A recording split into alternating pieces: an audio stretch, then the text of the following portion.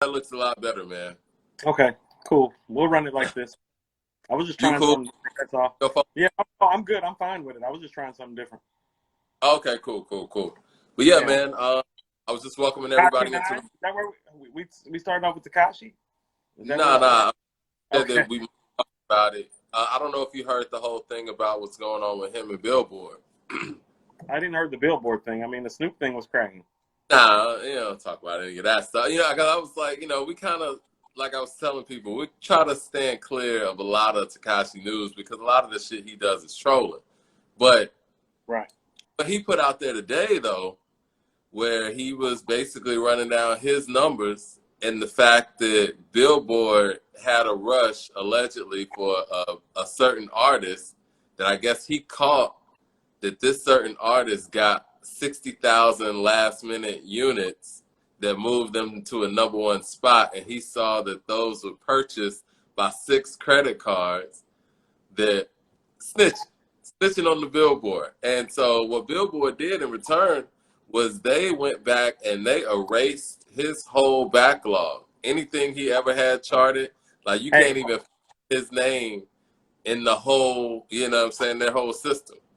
hold on 1 second. I just saw my homegirl Crystal out there on the West Coast just joined. Her and her husband, they just had their first child. I wanted to say congrats and what's up to my Right? home Crystal.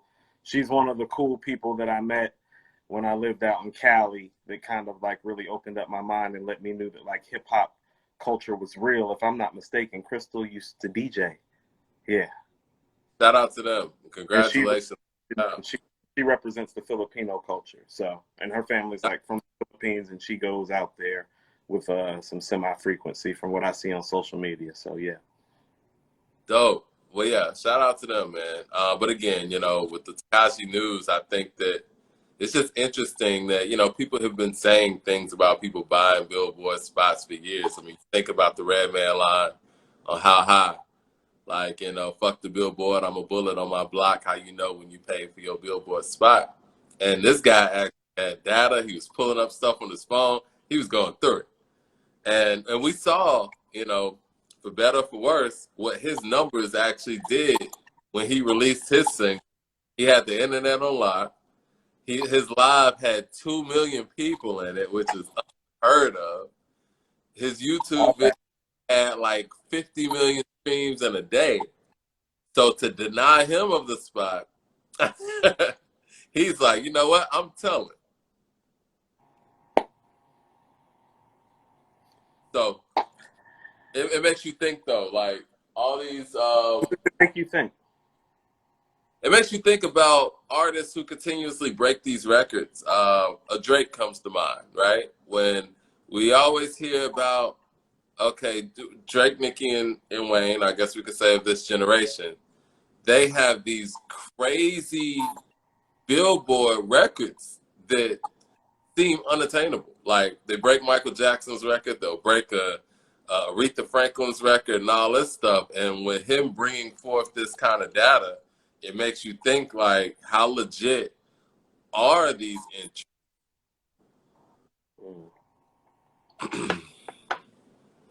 So, regardless of the source, the information is what it is.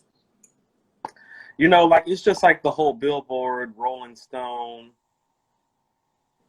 all of them. I really don't fuck with them. So. Well, see, this is the thing, and I've always felt like, in my opinion, sorry, I'm looking down. I'm looking for some information real quick. I feel like since radio doesn't matter anymore, and I come from the radio era or whatever, and so I don't think that's disrespectful. Anybody who works in radio knows radio doesn't really matter that much anymore. I don't think Billboard should matter anymore. Like, what's the point? Mike, I wasn't laughing at your statement. I was thinking to myself how right you are. Like I've had a new car for about 6 months, and I literally just programmed the radio channels like 3 weeks ago. And it's just because I hit the radio button by accident and I realized I had the car for 5 months and hadn't programmed one radio channel because I don't listen to the radio. If you accidentally listen to the radio, then you're going to still hear the same songs every hour on the hour. And you know what? It's funny that you say that. It's sad. My car, when I turn on the car, before I hook up my, my phone to the USB, the radio would come on. I ain't really listen to it. It'd be like the hip hop station that's in Atlanta. And I kid you not, I got into my car 3 different times in like 3 different times of the day. And the same freaking song was on each time I turned on the car. I was like, what's the chances of that? Or are you guys just playing the same freaking songs over and over? That's why I stopped listening to the radio. Shout out to Hardcore Hustle. Yeah. And see, I don't know, man. It's one of those things where Billboard felt like it's based on what it's playing on the radio and how many spins it got and how things are charting from there. But if that's not what it is, and you're basing things on streams and all that stuff that we can't really quantify, we couldn't really quantify the radio stuff. You just kind of felt what the radio was playing. But when it comes to streams and stuff like that, you guys can basically make this stuff up. And that's what Tekashi exposed today. And he has a huge platform, like him or not. And it's got people questioning Billboard. And what was even more questionable is how they reacted to it by just removing his name from everything. I think, for me, part of the reason when I say I don't fuck with it is because just from what I know about the inner workings of the game, how it works, everybody's paying somebody to some degree. If you're making those kind of moves, if you aspire to be that kind of artist, I think that's what makes Griselda so special, which is part of what we're going to talk about, is the fact that they're not catering to those avenues. Because it's like, for me, that's a money game, and that's a game that's like, when Mike and Prince and Janet are like playing that game, that's a different ball game for them. They playing with a different type of money, a different type of spotlight, so like when it comes to rap and all of these avenues and the payola and everything involved, it's been that way for so long, dude. It was that way when we were babies. So, well, this is what Tekashi insinuated. He was like, okay, well, if they spent this amount of money on these 6 credit cards to get this amount of spins to get this number 1 spot, who's to say that a major artist isn't like, yo, set this amount of aside from my budget and just add that into me getting the number 1 spot? Right. Fascinating. It is fascinating. And it's like, he obviously isn't the most knowledgeable person out here. So he's learning on the job. You know what I'm saying? Like, he's just, we've known that this stuff exists, but he's talking about it in detail because he is seeing it as it's happening. This isn't something somebody told him. Yeah, it's real time. It's happening in real time. And he's, now, he is the first person to talk about it like in real time like that. I will say that. Yes. Right. Mm-hmm. He has nothing to lose on all levels. Like, at this point, he feels like he's not even supposed to be here for it. He's not supposed to be here on a few. That's what I mean. So I think that's really fascinating. I think that at some point, Billboard is going to have to possibly address this, because for the generation that they try to make Billboard important, he speaks to that generation. So in a minute, people aren't going to care. Does he speak to them? Is he a voice for them as well? Yeah, because people like you and I, or in our generation, don't really care about who has, number 1. I don't know who's top 5 in the Billboard right now. I have no idea. But I haven't known for I don't know how long. It's been. But for the people that do, he speaks to them. You know what I'm saying? Okay. No, I can respect that. And so when Drake comes out with his next single and it's number 1 on Billboard, his fans aren't going to care as much, or a certain segment isn't going to care as much. If you want to know the truth, Mike, I only know about the numbers that we post, truthfully. Yeah. Like I said, and I'm with you as far as the Billboard thing goes. I don't even really quantify the Billboard thing as an accomplishment as much as it once was when actual CDs were selling. So when you're digital, it's like, Impact is totally different now. So let me submit something to you. Today I did a little dig, and I don't often do this dig. And once again, I'm going to talk about Griselda, but it's only relevant in this sense since we're just talking about how the game works now. Yeah, and that'll take Griselda nicely. No. You and I have talked, and I don't say it to brag, but this thing has been built by you and your cohorts, and I stepped in, I believe, about 5 years ago and started contributing content. And, we've had tons of discussions about other stuff, and that's not really about that. But on all platforms, we have a total of like 800,000 followers and growing daily, correct? So, At about 820, and we just hit 20,000 on Instagram today. Shout out to y'all on Instagram cool. world. So Conway, Westside, and Benny on Instagram combined have roughly about 1 million followers.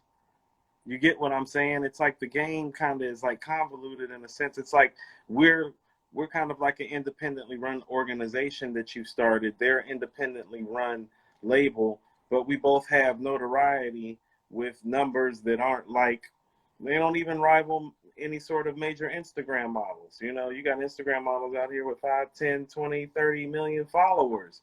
So it's not really about that because they're not impacting the culture the way that you and I are when we're sitting down and talking about guys like Griselda who are doing the same thing. Yeah. Yeah. I mean, it's the engagement and it's the fact that it's organic too, right? Like a lot of people who have a certain amount of followers and whatever, we don't know what they did to get them. We don't know if they purchased followers because you could do that too. But the engagement, the interaction, and the consistency of the people who are coming to your platform and actually expounding upon the topics, that means a lot. Now, I don't want to call out anybody, but there are people in the hip hop sphere who are notable people in social media, quote unquote influencers, and you look in their comment section and it's nothing but trolls. You know what I'm saying? And I appreciate the fact that the according to hip hop audience, just about anybody in there is speaking their opinion or speaking something knowledgeable on the topic itself. That lets you know how real the thing is. You see a lot more of the trolling in the comment section on Instagram more than you do on Facebook, I would say. I think Instagram kind of has the MySpace problem for y'all old enough to remember MySpace, where there were a lot of fake accounts. I don't think Facebook ever had that problem as much. I think that's what drew me to Facebook as much. Yeah, I mean, because I think the origin of Facebook, I don't know if you were on Facebook back when it started, and it was just nothing but college students. You had to use your college email. Yes, I'm old enough that I actually had one of the original Facebook accounts that you had to actually be enrolled in a major university in order to access the account. Correct. That's still my login. I've had the same Facebook account since 2005. Mike, I'm going to tell you something that's funny. I built an account. I kept it for about 2 weeks. I didn't take it seriously. I deleted it. And the only reason that I even started a Facebook account was when I moved back from Cali in the fall of 2006. I wanted to keep in contact with all of my Cali people, but I damn sure wasn't about to call everybody every day, and I'm not a phone person. And so I opened a Facebook account. By then, it was something different, And I actually thought it was really cool then because it was the first time something from social media did something for me that was important. And because what it immediately did is it put me right back in contact with all of my California people. It let my Atlanta people know that I was back here. It let my Charlotte people know I made it back, to the South. So, yeah. And so like in 2006, when I started that Facebook account, it was like super helpful. It's a whole nother animal now, even from then. So I've seen a few versions of it. So have you. Realness of it. And that's why I'm glad that there are people who thrive on Instagram. There are people, publications rather, that thrive on Facebook. I think the reason why we were able to thrive on Facebook is probably because a lot of the people who were operating that account were more Facebook people, but also the fact that we're a publication and we're able to put articles on there, and it's more of a discussion piece on Facebook, whereas Instagram, things just, you just see pictures, and it's not a lot of discussion going on. And even from some of the top, I guess you would say, hip hop platforms on Instagram, if you look at their posts, it's not a lot of discussion. Now you look into according to hip hop's Facebook, you're gonna see a lot of discussion, and I think that Instagram works better for individual artists like a Benny or, you know what I'm saying, West Side Gun, where they can kind of document what's going on with them at the time. But as far as publications go, I think that Facebook is probably a better platform. But Instagram has really opened up a whole new thing with this quarantine, where people are doing a lot of IG lives, and it has functions that Facebook doesn't have on that level. So that's kind of something that's opened up for Instagram. But as far as like the accounts itself, you don't really see a lot of engagement in, you know, Instagram threads. You know what I mean? I can agree with that. It's harder to get. You have to have a super big following to get like, you know, even like 150 comments in the Instagram thread. You probably Yeah. like 5-10 million people minimum to like get that consistently. So I understand where you're coming from with that. You know, Instagram is flexible in the sense that it kind of gives you options. It's like while we were having trouble connecting, it's like something from Conway like popped up on like a little ball right next to the according to hip hop ball. I almost like hit the button, but then it started connecting. Okay, so speaking of Conway, I know you've been drowning us up in a bunch of Griselda records, and you know, we were going to do this show on Griselda, and we called this Griselda Appreciation Day episode, I guess, right? I mean, kind of, sort of. I mean, are we going to get to the other stuff we talked about? I mean, we need to do, we've been talking about the Griselda thing now, like for a minute when we realized we missed the whole Lulu project. We could talk about Will Smith and stuff too. Yeah, we'll talk about everything else. Yeah, as far as Griselda though, you want to rank their albums? Are you there yet? Well, you can rank their albums, or is that just a further episode? That's definitely a You're first ranking, episode. you're ranking their movement behind Wu-Tang. If we're talking about a movement, it's the best movement I've seen from a New York East Coast based group outside of Wu-Tang. That is correct.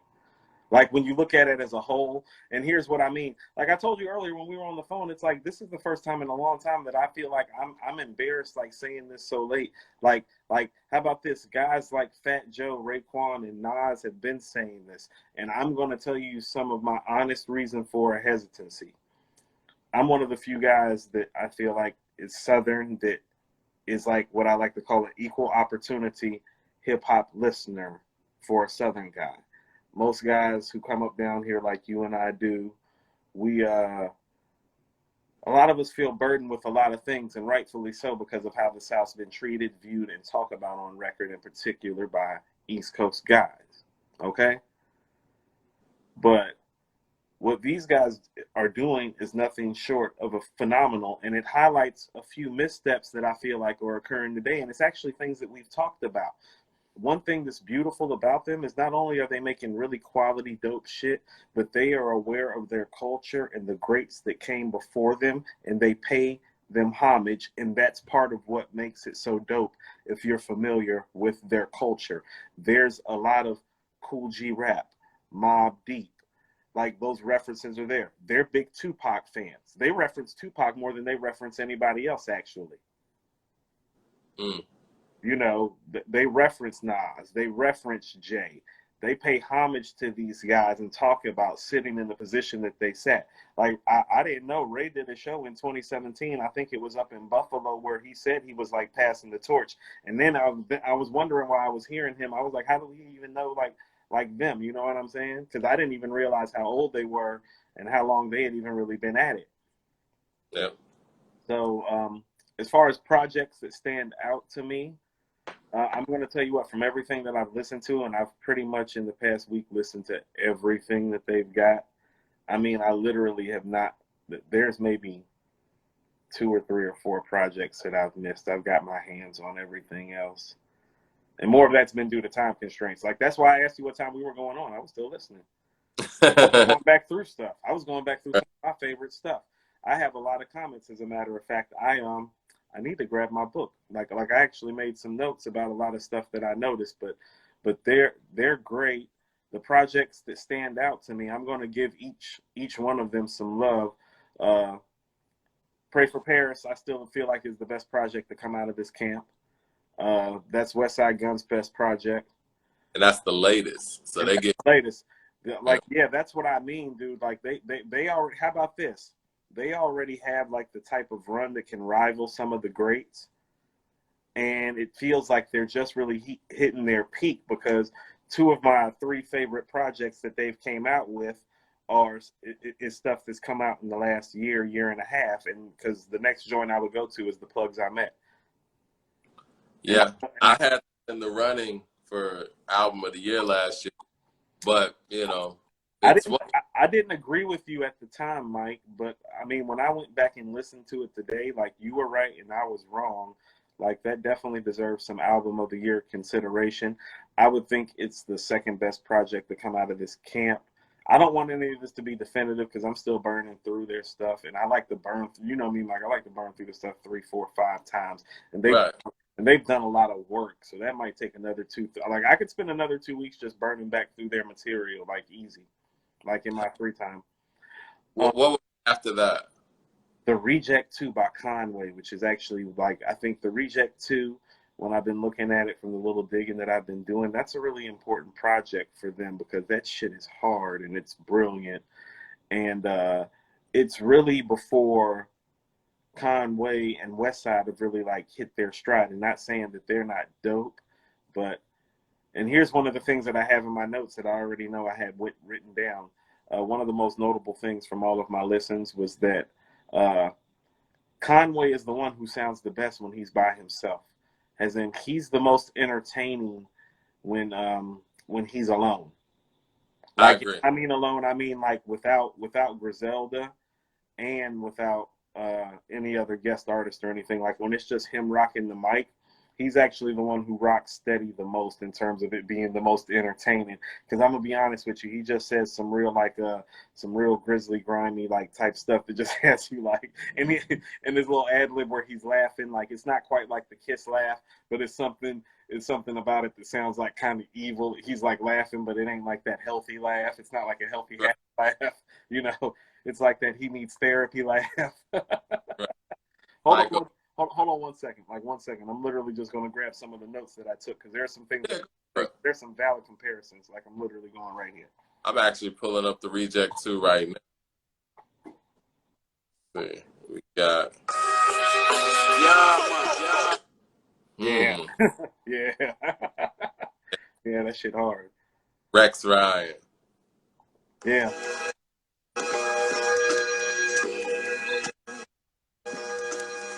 I agree with you though. He is the true solo artist in the camp. And solo meaning, even though I think West Side Gun's solo projects are probably the most consistent, he has a lot of features. Conway can really hold down the album itself. he is. He's got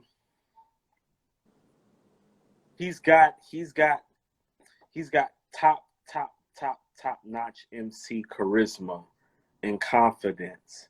He has the confidence like he belongs on like one of the greatest of all time lists, and all the other guys that are on that list have that. And that within itself is a rare trait to have. So on top of that, the fact that he's actually nice, the fact that he actually has been through a lot of the real street ordeals that a lot of guys like fraudulently talk about that have never happened to them, and he's really been through it and it's happened to them. And he's nice on the mic. He's got a good delivery. Because of the things that have happened, it has changed his voice some, and it's actually helped him a la 50 in that manner. Like he's a beast, dude. He's a monster. Like Benny has the highest ceiling. That's one of the things that I wrote. So here's the thing: they pay homage to the guys before them, like Locks. Conway and Prodigy did work together before P passed. You know, like when you listen to the Reject 2, Conway talks about how like he's telling like Prodigy, we're gonna keep this grimy shit going. I think that's the Reject 2 where he said that. I've been through so much of Conway stuff that's been running together. But because I mean, and they have like what these shorter projects, like even the Reject 2 is, I mean, it's 10 songs. Well, actually, it's 9 songs with an outro. So it's like they kind of have brought in they've ushered in that whole let's do 1 to 9 songs, but I'm gonna hit you with a couple projects each year, which is whether people I guess, DMX, doing this or not. DMX. This is the 60s, 70s type formula back when, what I'm saying, we had vinyls and what's it called? I'm sorry, I was gonna say what are the small one, the 8-inch joints. The 8-inch joints. That's not it. It'll come to me in a minute. The A record? You talking vinyl? The yeah, 45s? the vinyls and the The 45s. 45s. Okay. Yeah, that's that Man, type of. Mike, you went back to the 45s? But that's that type of mentality where it's like back then artists were coming out with records every year or maybe twice a year, Correct. but the records with like 1 to 8 songs on them, or we're gonna have a 45 that we're gonna put out. You know what I mean? Eight songs actually, like, will be a pretty like full length player. Like, I mean, Exactly. 4 and 4, which would be kind of rare for the time. You're more likely to get 2 and 3, or 3 and 3. But yeah. Yeah, but you would get a person to come out multiple times that year, and that's the formula that they're on. Whether they, kind of repeated that or not, but that's just what it is. I think in the era we've come back around, and I think that they are the crew in hip hop that's kind of ushered that in or back into hip hop. So they're doing a lot of things that the current people aren't doing. One, the lyricism is high. Two, they're paying homage to the people that came before them, including doing records with them now, like the records with Kiss and Raekwon and Prodigy. Like, these are the guys that they like looked up to. And when you go and start listening through all their records, they're telling you that these are the guys that they looked up to. Like they're literally saying it. It's not like it's not even being implied. They're letting you know via the music who inspired them and what they came to do and who they are. And I respect and admire that. But even better than that, and here's the real chess move on the board, Mike, they've learned from all their predecessors' mistakes. Yeah. Yeah. They are sticking to their guns in a way that, like, the Locks never could because of how the game went. Ghost and Ray because of how the game went. Like, all those guys. Mobb Deep, like all those guys, like they couldn't stick to it because the formula for hip hop and how labels operated, it wasn't set up for that. But these guys can just, it's like what I talked about. Pray for Paris is a prime example of somebody just doubling down on what they do well and saying, like, fuck like all that industry stuff. This is what I do well. I'm going to continue to do it well. And they've been doing it so well for so long that the works are starting to become masterpieces. So it's kind of working in reverse than the way that it worked for the guys that came before them, because most of the guys that came before them, the earlier stuff was the greater stuff outside of Ghost, I would say, right? I mean, Ray hit us with Cuban Link too. Like, Ray and Ghost have been remarkably consistent, but it's arbitrary when you look at East Coast hip hop that you have a guy like Ray and Ghost that are part of arguably the greatest rap group ever, made legendary solo classic albums, plural themselves, and then the way they sound together as a tandem, that's rare. Griselda's that kind of rare, at least early on, because if we just go back to Conway's The Reject 2, it's 2020, so let's say this 5-year run. But this 5-year run, I mean, outside of Wu-Tang is probably the dopest East Coast shit in terms of consistency. Mobb Deep's peak is higher. Locke's peak is higher, but the consistency Is not. yeah. And because of the industry. And I'm going to say something that might not be super popular, but I think Eminem might be the best artist for an artist to sign under. You can be yourself with Eminem because He there's understands. to go out there, cross over per se, because you're already going to get an audience just based off of his name alone. Correct. Now you can go out there and do you. Eminem doesn't try to change you. At least not in recent times. And I think people who already had a sound and Eminem piggybacked on, he didn't change them.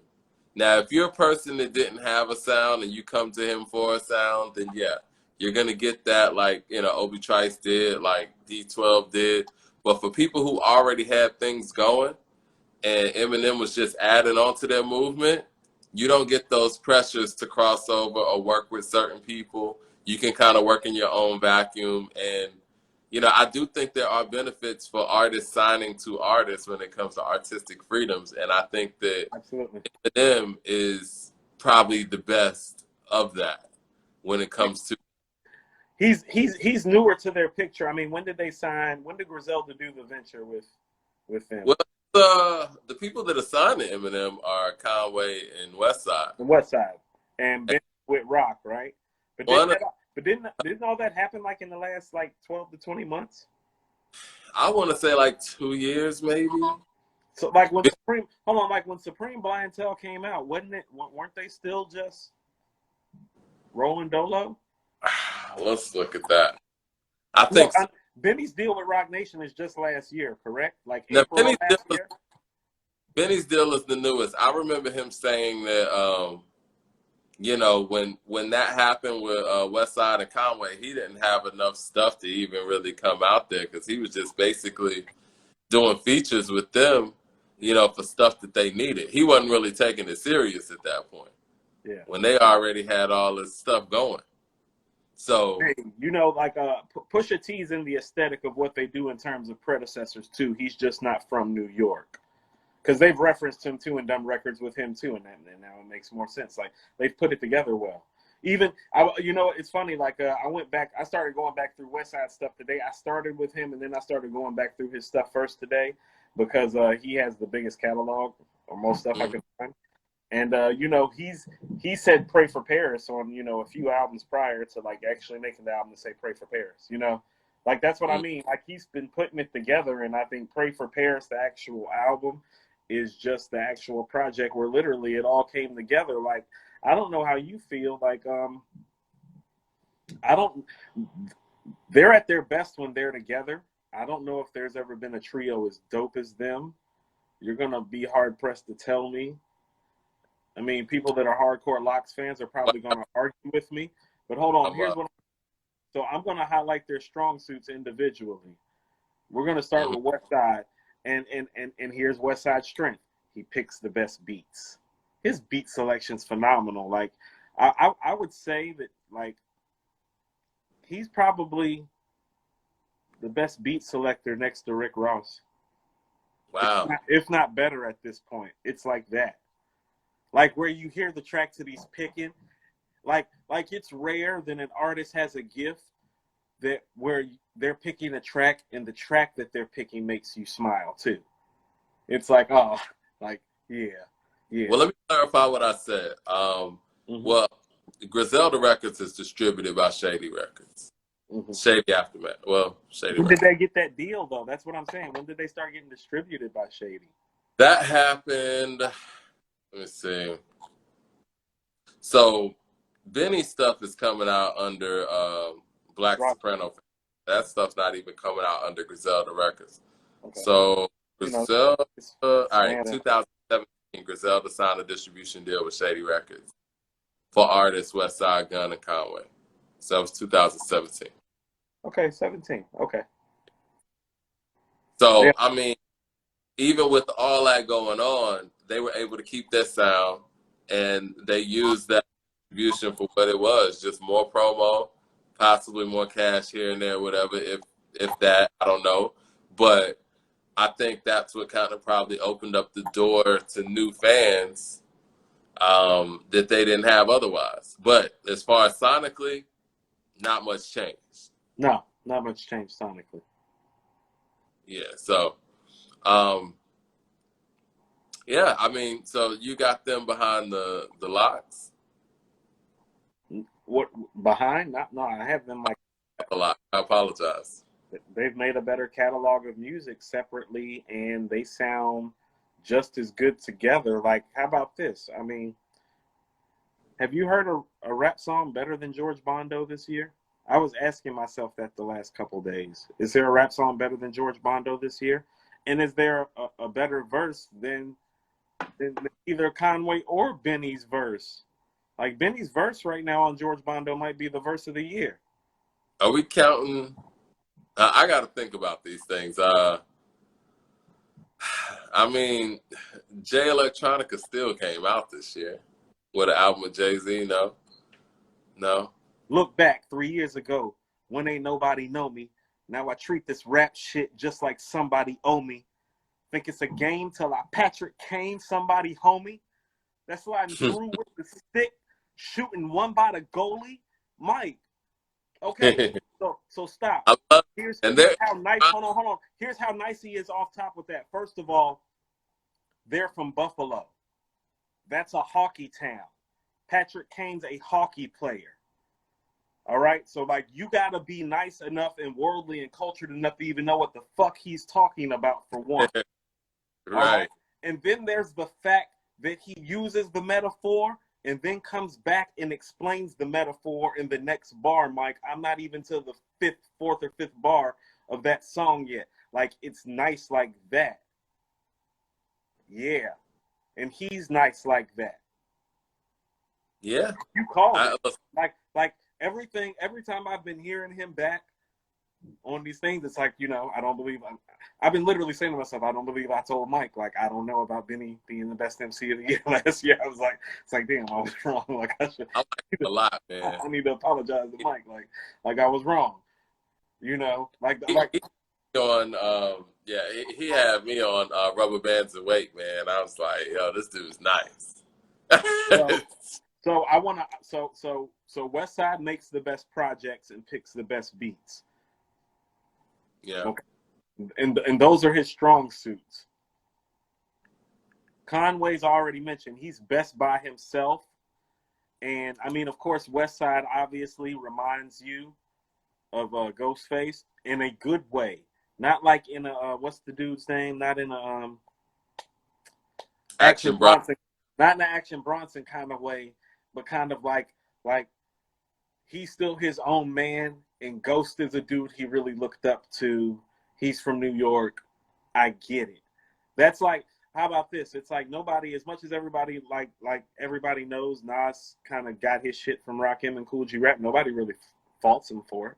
Yeah. So he grew up idolizing. That's just real life inspiration. That's just real life inspiration. You can tell, like Benny, Conway, and Westside talk about Wu-Tang, Mobb Deep, and the Lox on record. Like you can tell who they grew up listening to. You know, they got an advantage too because, I mean, we'll just say it. They're black.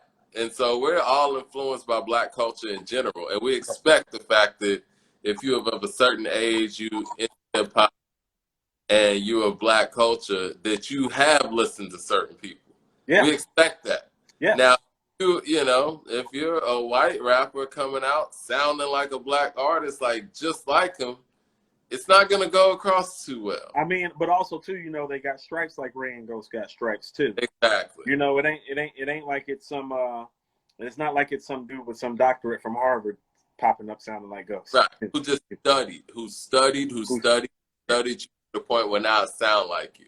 Exactly. Yeah.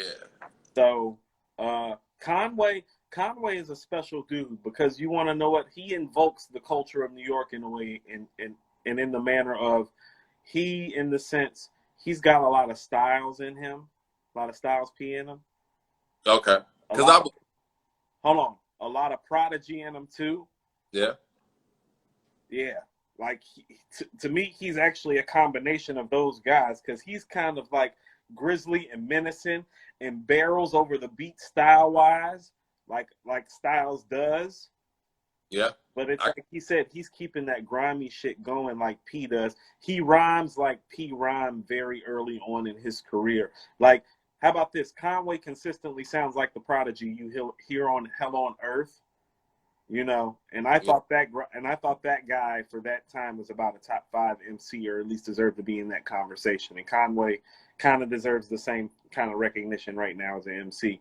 You know, and he may not even be the best guy in his crew because Benny has the highest ceiling. That's what's crazy. That's what I'm saying. It's on some night. The West Side Gun is the star. Yeah. I don't know. I think Benny might be the star, man. I mean, you know, it could go either way. Benny has the highest ceiling. Benny's not the West Side's the star.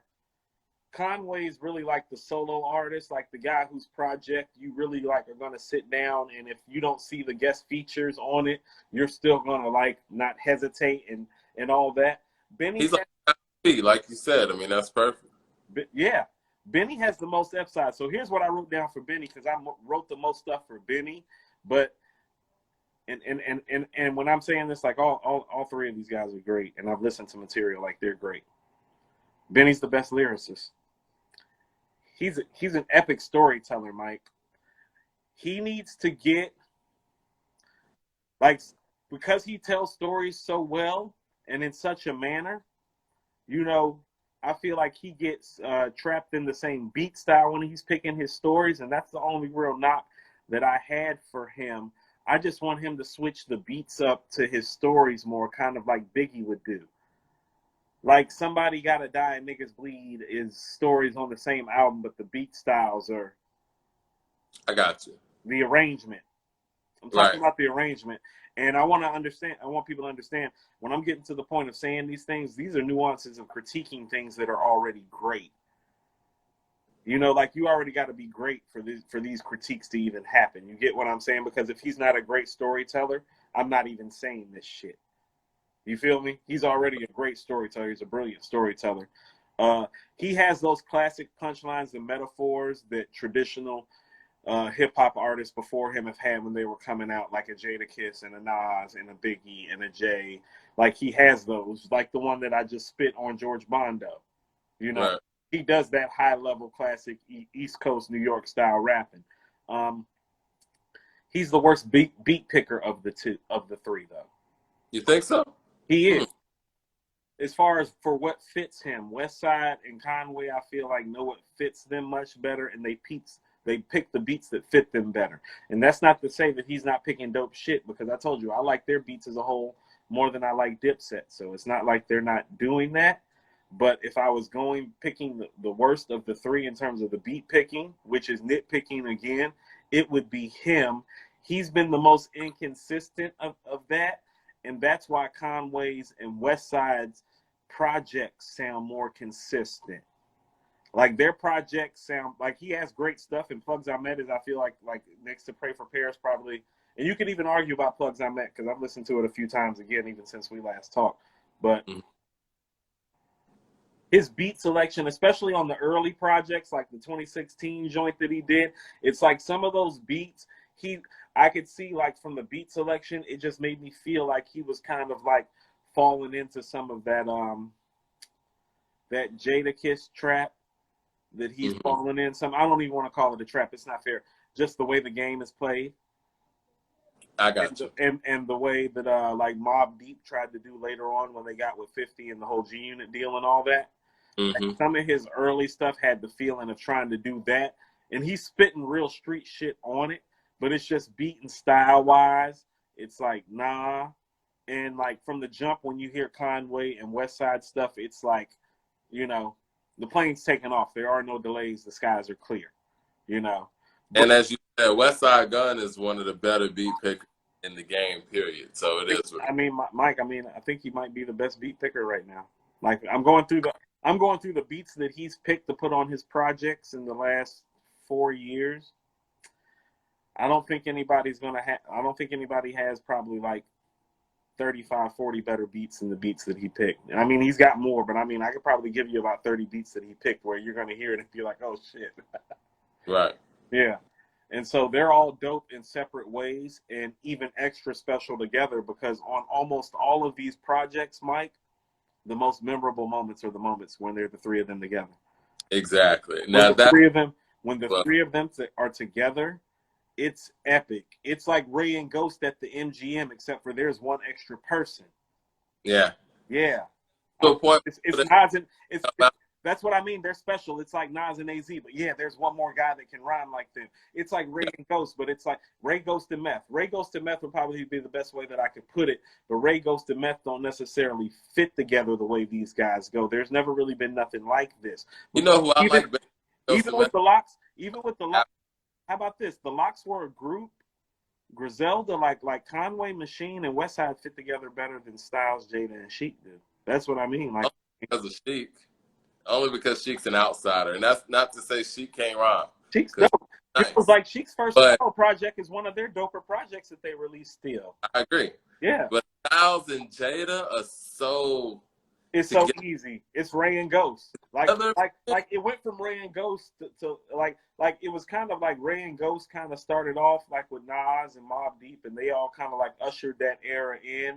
And then like, you know, like Biggie came along, and did it for a minute, but then switched up and did what he did and got versatile with it. And like when Jadakiss and Styles and Sheik, like when the Locks got out of Bad Boy, they kind of carried it on for a long time. Re-Up Gang filled the void from Virginia, but this hasn't been done by like New York artists in a while. Like I forget what album it is. Like Mike, I've listened to so much stuff. Like Conway said on one of his records, like before my shit dropped, New York niggas was rapping like Designer, and he's right. And he's right. Like when he said that shit, Mike, like I hit pause. It's been a long time since a New York nigga. Hold on, Mike. It's been a long time since a New York nigga came out.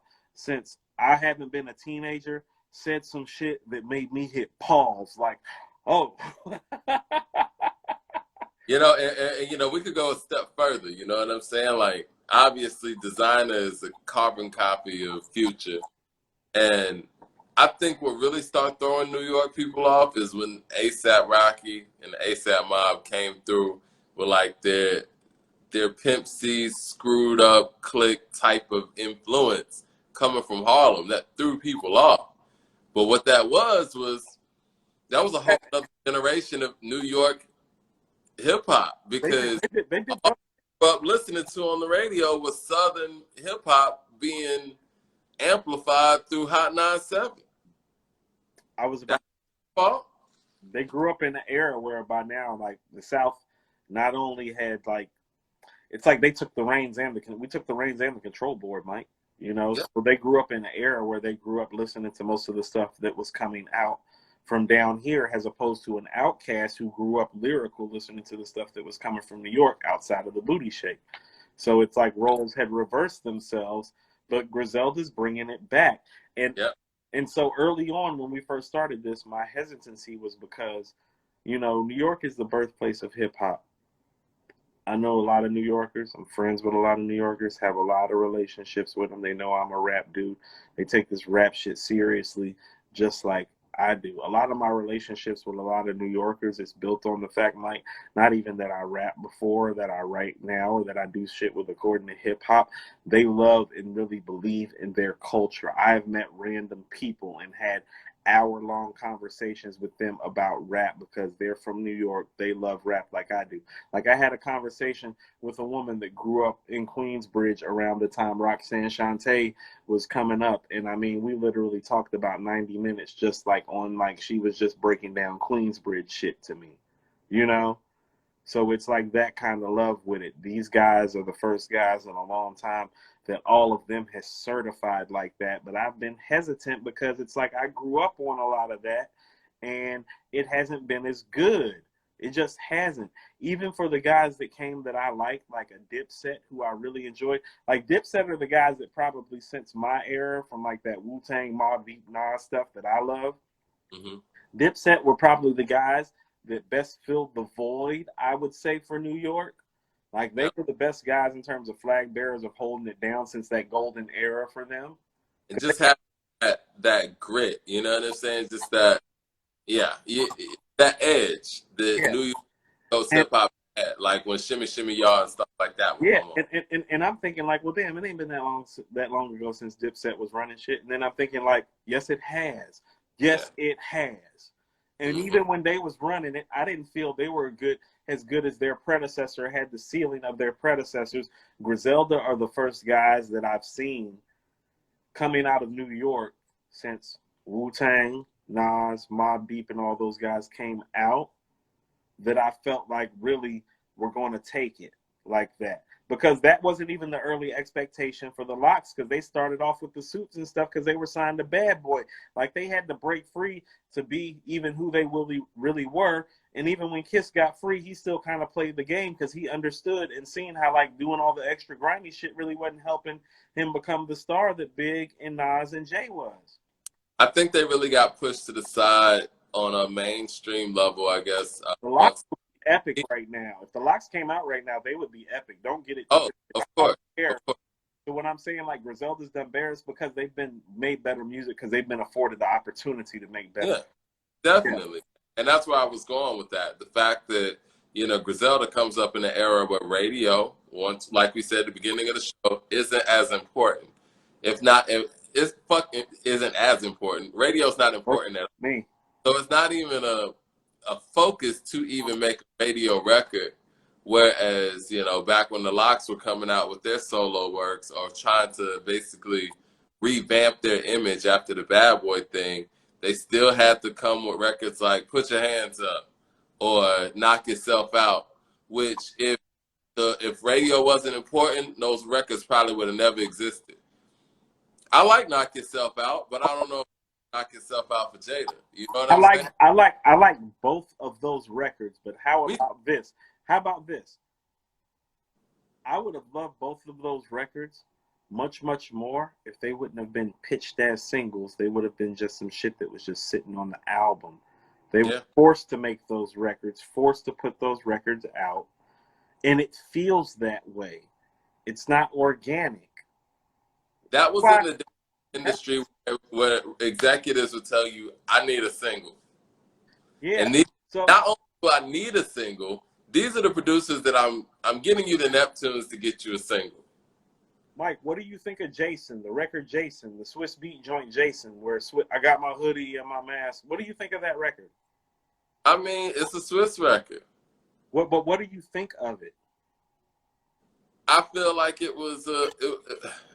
they wanted to make a single. Okay, so I feel that way too, but I feel like he should have made his singles like that because that's more of who he is.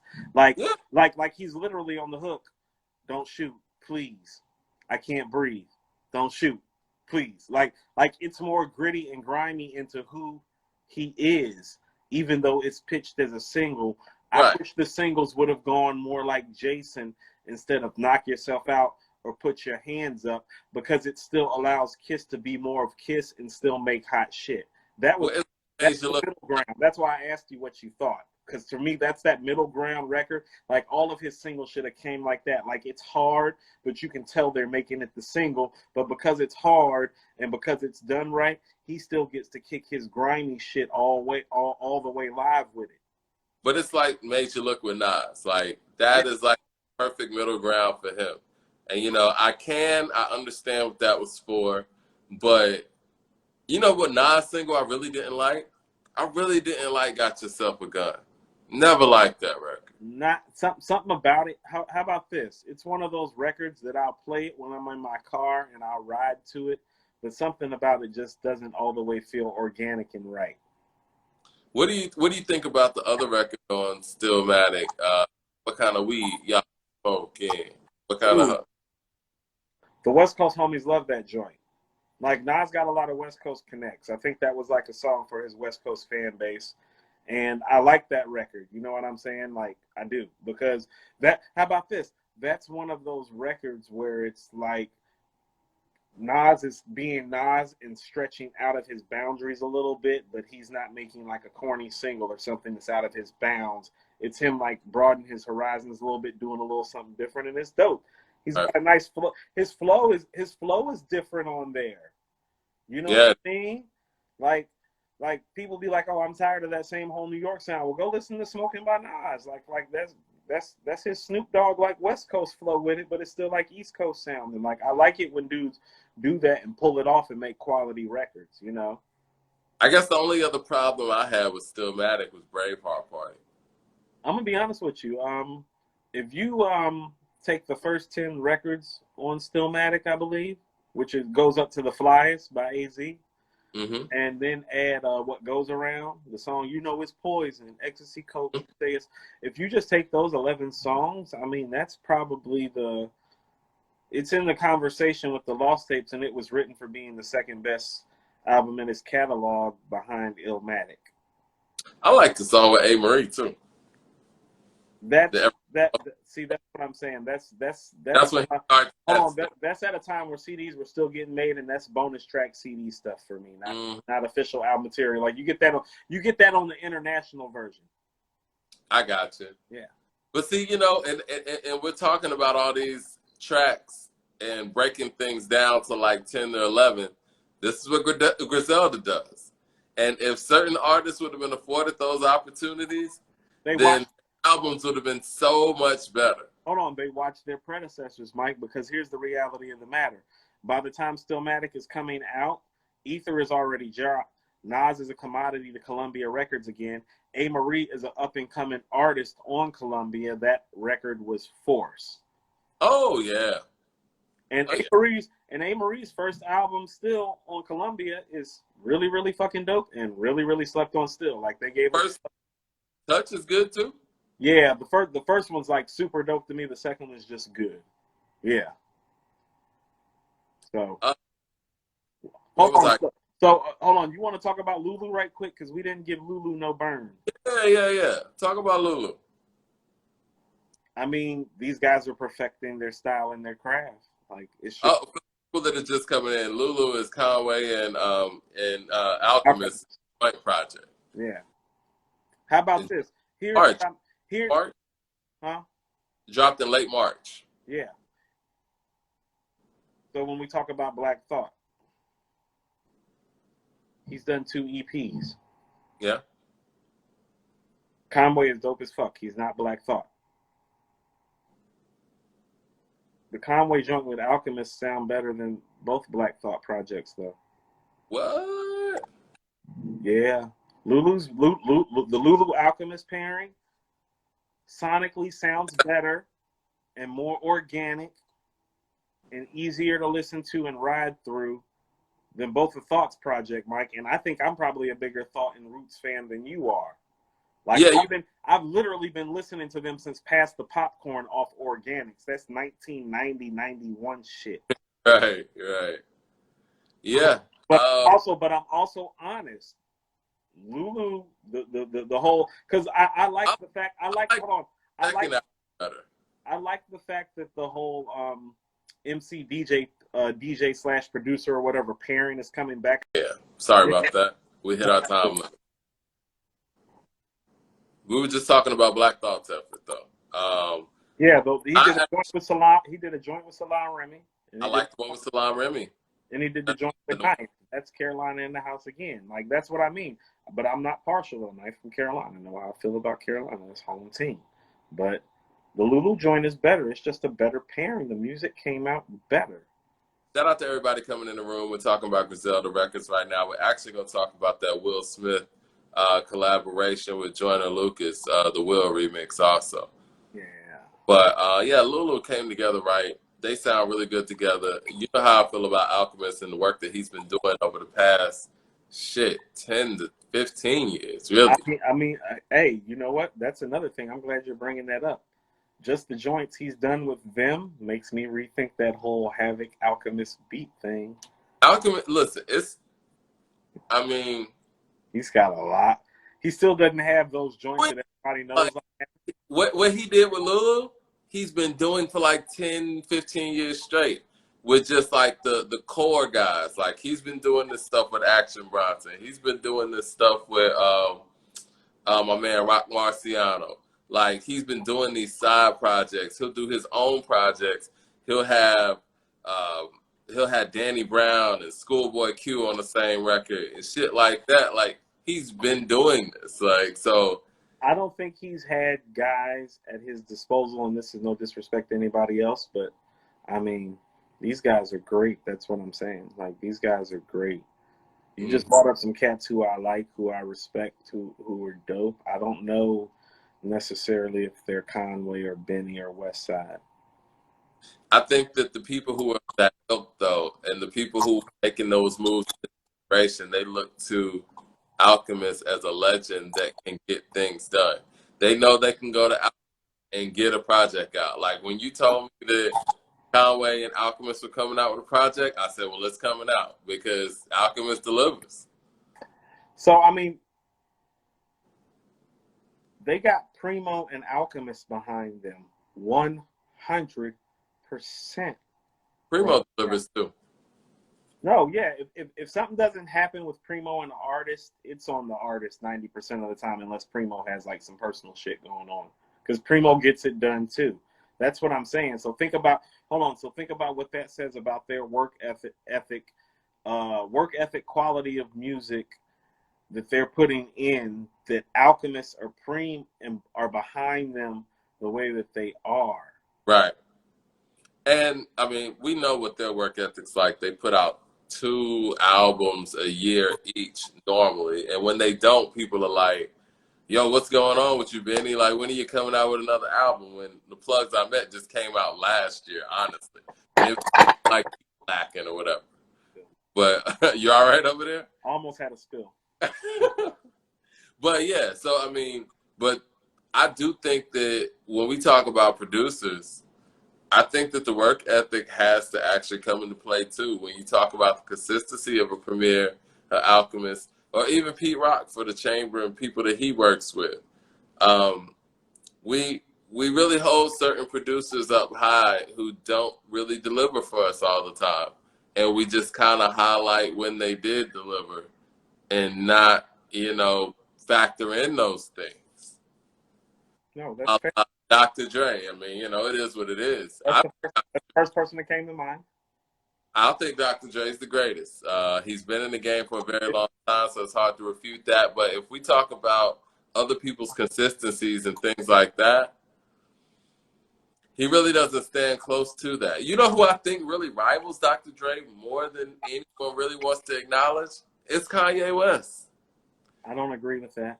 Kanye West and what he's done in the game over the past 20 years, production-wise, and the artists that he's taken on, and the artists that he's actually revived, they do 2 different things. Dr. Dre works really well with new artists, and Kanye could take on an established artist. And he could take an established artist and take their career to the next level. Dr. Dre can use you his best when you are new, and he can mold you, and he can make you make records in the way he wants you to make them. Kanye can allow you to do what you do and just elevate it. I don't think he took anybody to a next level except for Common on B. You don't think that he took Jay to a certain level with the Blueprint? No, that's just there too. He is. But let's be honest. Let's be honest. Let's be honest. Well, hold on. What's the best record? Hold on, Mike. Mike, what's the most memorable record on the Blueprint, and who did the beat? I agree with that. And I agree that You Don't Know is probably the best song on the Blueprint, and probably the best beat that Jay ever rhymed on. One of them. Turn my music high. Well, you talk, yeah. No, I feel that. But you've heard Just Blaze production before the Blueprint, right? And when you listen to what Kanye laid, the foundation that he laid for that album, everything else that came on top of it had to follow what he did. Heart of the City, Izzo, Never Change. Those songs are the foundation of that record. It might be the foundation, but just did the best tracks on the Blueprint, Mike. It doesn't even start there. We'll have to rewind it a little bit, Coop. It really starts with Hold on. Song on the Dynasty with Scarface and Beanie. This Can't Be Life. Can't Be Life. That's one of my favorite Posse records. Yeah. Yeah. It started with that. When those 3 guys get together, how about this? Like, ooh, Mike, there we go. That's 3 guys getting together, that every time they get together, it's epic. That's what Griselda does. Yeah. It's epic every time those 3 guys get together. And 2 out of the 3 times they got together, who produced the song? Kanye West. I'm not taking that away from Kanye, but all I'm saying is that if you really look at how about this? Dr. Dre in a lot of ways is kind of like Bill Russell. It's like if you look at the seasons that he played, which is pretty much like from when is Straight Outta Compton? Straight Outta Compton's 88. Mm-hmm. So let's take him from 88 up to 50 with Get Rich or Die Trying, which is 2003, right? 15 years. If you go back and you look at the seminal classic works in that 15-year stretch, you'll probably find about 50 classic albums. Let's just say you'll find that he produced 10 of them. That's a big... What, Mike? Listen to what I just said. Like, you go through a 15-year stretch in rap, you'll find 50 classic albums, which within itself is an achievement. One guy produced a fifth of them. Dr. Dre is incredible. Dr. So, incredible. so what I'm saying is that Dr. Dre is one of those guys until like a real Michael Jordan shows up. He's gonna be that guy because he's gonna look at you and be like, "Look at my 15 seasons and my 10 championship rings, you punk bitch." But see, you know what the thing about Kanye too? He has it just like Dr. Dre. He has his own solo albums that he can actually put in his pocket too. Think about it, Mike. Dr. Dre's two solo albums, like real two solo albums, The Chronic and The Chronic 2001, are better than anything Kanye's ever made. You think that there's no argument out there for College Dropout to be better than one of those albums? Mike, The No, Chronic, no, and no, The I'm Chronic not saying 2001 are Mike. I'm I saying love it. Kanye, and it's not even a conversation. It's not even a You conversation. don't think, and No, I love 2001. That's one of my favorite albums. But you don't think if we put up as a poll, what is the better album, The College Dropout or 2001? You don't think that The College Dropout has a chance? no, I Really? don't. Because Because it doesn't. Because it's what I like to call a classic for its time versus an all-time classic. I think a lot of nostalgia's in there, man. I mean, I'm just being balanced here. I personally like '01, but I can't, Take your pick. Take your pick. record for record, I can't say that it's just that much better than the College Dropout. College Dropout's a classic record, It man. is. It's a great record. I love College Dropout. Kanye changed the So game. Diesel says College Dropout's better than 2001. See, there we go. I mean, That's cool. I'm glad that he feels that way and that he feels well, like this is discussion. this is But let me ask you something. What exactly about College Dropout is better? Like what? It's not the production. The production's not better. You can go ahead and scratch that off the list. I Hold on, think hold the on. It's direction. not. Hold on. Even for as groundbreaking that it is, it's not more groundbreaking. You go and scratch that off the list. What's better about it? I think the content's better. Off top. Okay. The content's better. I could say lyrically it's a better record. It is. M Nas. Hold on. So you're telling me that? Because I want you to listen to what you're saying. So I want you to understand that guys like Mailman, Scott Storch, and Dr. Dre produced 2001, and guys like Snoop Dogg, Nas, Jay-Z, and Eminem helped write 2001. Yeah. And you guys think that just Kanye on the Dolo mission with some really, really great guest appearances. That's a great guest appearance. No. How about this, Mike? Without the guest appearances, this is definitely not a conversation. Well, you know, if you take two words, Get Them High, and Let Me Down off that record, you go and hang that up. Hang that up. Mike, you can take The Watcher off 2001, and it's still fucking one of the best records ever. Like there are records you could pull off 2001. Like Mike, Explosive. If you take Explosive off 2001, it's still Explosive or Slow Jam. So this is where we're at right here. It doesn't matter. Explosive or Slow Jam. So you don't think Slow Jam even compares to Explosive? Maybe I've been listening to too much Griselda with all the wrestling references. You guys sound like a bunch of jabronis. Jabronis. The more I'm thinking about it, I could see an argument for the College Dropout being better than 2001. Put it up, Mike. We don't care what people say. It's better than The Watcher, and I like The Watcher. Yes. We don't care what people say is better than The Watcher. Yes. Yeah. You want to keep going? We can go now, song.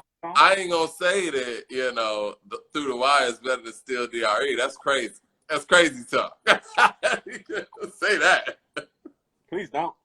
Please don't disrespect the game. But I would say Mos Def's verse on Two Words is better than any verse on The Chronic 2001. Agreed. I could say the same thing about Common's verse and Jay's verse. That's why I brought up those three songs.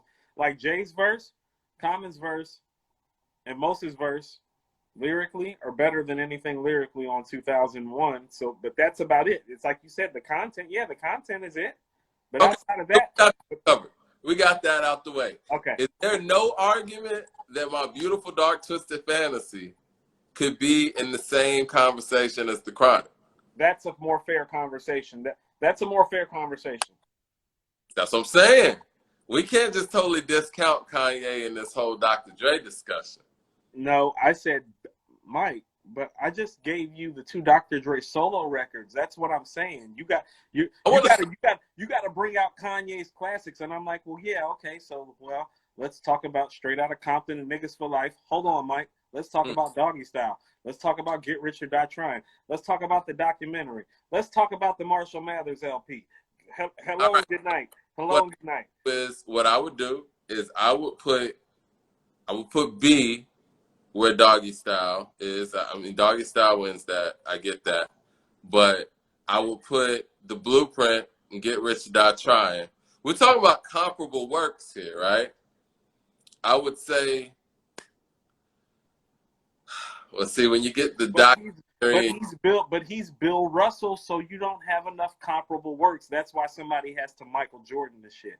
RZA probably came closest with the Enter the Wu-Tang to Wu-Tang Forever run. I think we would have to add another Kanye album. We would have to add Graduation in there. Late Registration. Even then. I mean, you think Hold on, Mike. You think the documentary is better than Late Registration? Same level. How about this? So hold on. So hold on. What Kanye albums are classic to you? So there's the first one, College Dropout. My Beautiful Dark. Hold on, College Dropout and My Beautiful Dark Twisted Fantasy. Those are the classics that everybody has.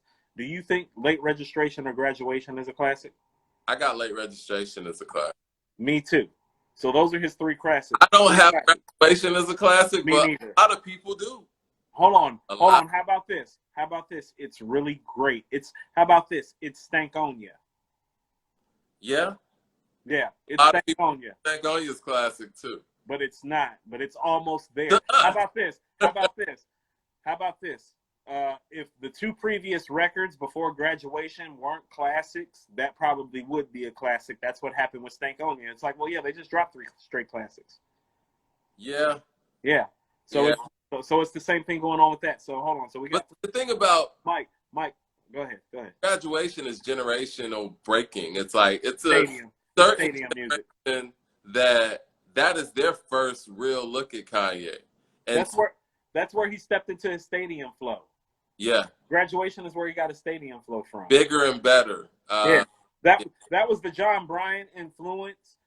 Him taking it and then immersing it into a hip hop culture and then like kind of filtering it back out through a punk rock fusion. And that was him moving away from the soul samples that was starting to get That's what I mean. The punk rock fusion stadium music took over, but that was the John Bryan influence from Late Registration taking over. So there's those three. And then there's B by Common, and then there's Daytona by Pusha T. Name the other classic albums that Kanye's executive produced, because he's still only halfway up the mountain to where Dre is. That's what I'm saying. I'm going to throw one at you. I love this record. And not that big of a fan of this artist anymore, but John Legend, once again, incredible album. Is that the first album? That's the second one. No, the first album. Did Kanye produce Get Lifted? Yeah, he did that too. I'll call that a classic. He did them both. Yeah. I think the first one's better. If you told me Get Lifted was a classic, I wouldn't argue with you. There's like, it's one of those records you kind of forget about it, but when you sit back and you start playing the joint song, you're like, oh, that's the jam. Oh, that's the jam. Oh, that's the jam. Everybody loved Get Lifted. Yes. I think once again it's a better album, but yeah, that's just me. It's a more mature and stylistically pleasing album. Get Lifted is a whole vibe for the 20s crowd. Yeah. We were there with it in our 20s. Yeah. So yeah, man, Kanye and not to mention he did a lot of spot production that Dr. Dre just wasn't doing, while Dr. Dre was just making albums. So I don't think that if someone were to say that they felt that Kanye could rival Dre in a certain sense, I'm not mad at that. I still think Dre's the best.